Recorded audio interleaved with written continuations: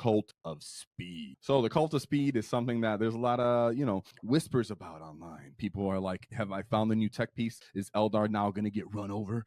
Sure. I totally advise people kind of try to figure it out and have some repetitions in. So for the focus of this detachment, of course, is going to be buggies, bikers, and obviously just the FASTA trucks, Coptas, obviously the speed freak keyworded units, and then the exclusivity of the trike is the only character that can really get any interesting enhancements other than whoever is going to get faster than use, which is the one that allows you to take a war boss, for example, or a beast boss, stick faster than you on him. That means any unit can disembark from a transport, move, advance, and charge, right? So that's pretty amazing because the enhancement allows you to disembark and then advance and charge, or disembark and still charge. So it gives you like the assault ramp essentially ability for that one unit, which is very important in this detachment for the most part.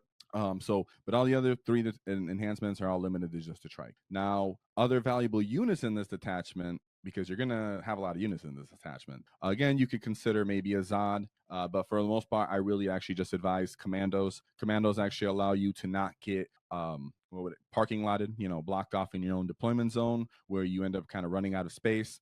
They allow you to find places for your shock jumps, for your reserves to come off the battlefield edge if you have to. I do strongly advise that you bring commandos in your Cult of Speed, even though it doesn't fit the identity of Cult of Speed. Now, if you don't have enough buggies, bikers, Coptas, redundancy, because if you're playing this detachment, it is max potential. For the most part, only people that are really hardcore Cult of Speed or Speed Freak collectors or Orc collectors, or you're just playing on TTS, you're probably not going to have max amount of Def Coptas, max amount of bikers to really maximize the detachment to its max capacity of redundancy. Therefore, I would advise, you can slip in a Def Dread, maybe even 2 on your list. You can end up picking boys on the list for some sticky objective as you start to move up the field. Of course, you have some sort of preference in melee. Like I already hinted to earlier, when you have faster than use, is one of the most appealing things about the detachment itself is faster than use allows you to take a big old brick of 10 knobs, disembark from your truck, have the truck, drive up the field, disembark the knobs, walk, advance, charge, and really get all the way up the field in one turn. It just becomes a crazy truck boy style missile that no other detachment has access to. So your preference is either a lot of the time Snagger Boys, Knobs, or Breaker Boys. Now, the one thing is I would say Knobs is my favorite just because I'm always a stickler about volume. Volume in attacks just gives you opportunities.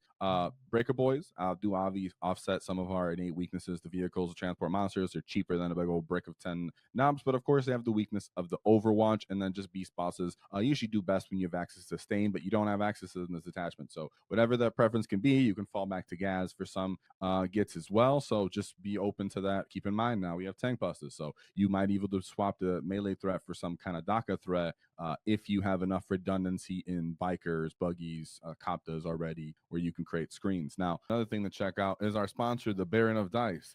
They make high quality custom dice. If you enjoy our content and want to show some love, check out the Baron of Dice custom dice, including Wall Tactics official dice. To support us, use our discount code in the description for 5% off because nobody likes taxes. And of course, shout out to Forge Fire Gaming. They offer competitive terrain sets that I use at home that comes pre-painted with slotted acrylic bases, allowing for easy building removal and measuring and alignment with it itself. Check it out in the description and check out our paint competition. This month we have the Stampa, so you can get a set of those Waaagh Tactic dice. The Waaagh timing, the tempo of this detachment might actually catch people by surprise. A lot of the time they assume this is a early turn 1, turn 2 Waaagh style detachment.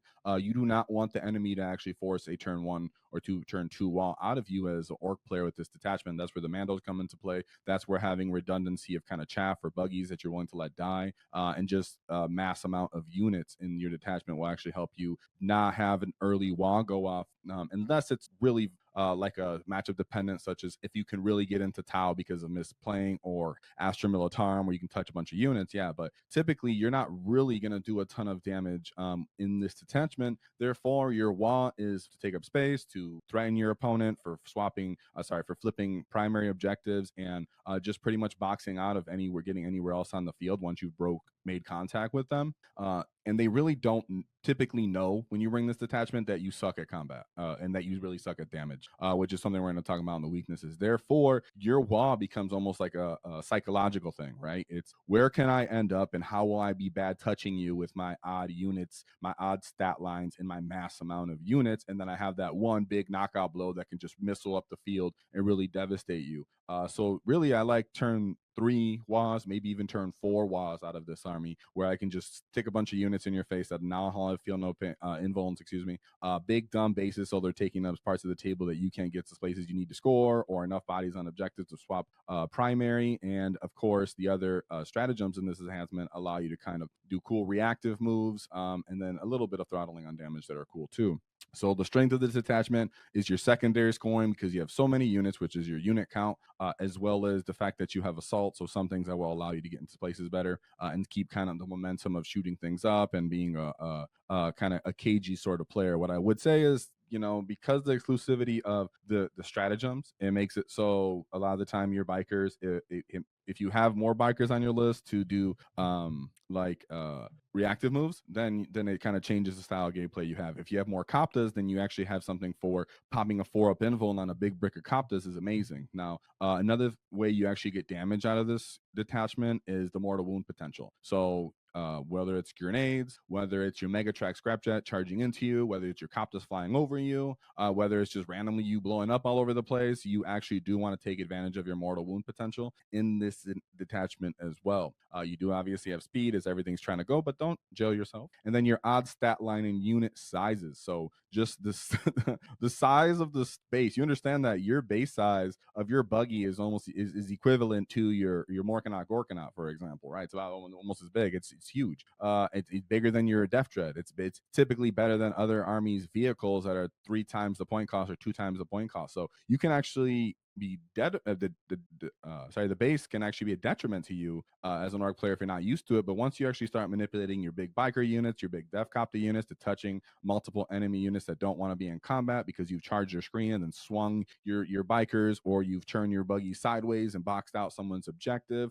it can end up getting funny. You just box down a whole lane where you're just like, well, now I have my dumb buggy here, my shock tube Drax that jumped into position. Well, you have to deal with it, and it's toughness and the amount of wounds there. And sometimes people don't have the amount of activation necessary. They're going to overkill your one stupid buggy, and they're not, because they're so focused on killing stuff so hard. So as long as you don't trickle them units too early in the game where they can just systematically pick you apart, and make it so like it's like then you don't have too many units, so on your go turn they really just pick you up, then it's like, okay, you've only committed into my big brick of Def Copters with 4-up invulns. Now in this case, you've associated a lot of damage there. You're not out of position because you went after this one unit, and my other one reactive moved out of the way. So therefore, now I'm willing to wall you, touch your backline units, punch the one frontline unit that you try to do damage into me with, and then now I'm just going to hold tight and continue to score until I run out of momentum. So, like I said, the weaknesses: lack of damage, lack of AP, and then the exclusivity of the strats. The keys to victory are typically CP management and then your unit count. So when you write the list, try to have a lot of units on the list. Don't get too focused on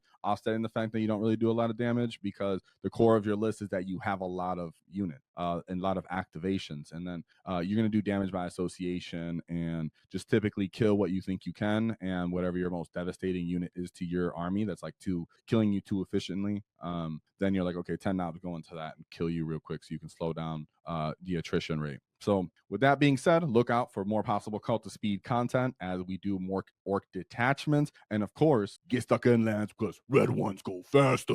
Whoa. Yeah, shout out to that git. If you enjoyed the clip, check out the full video here.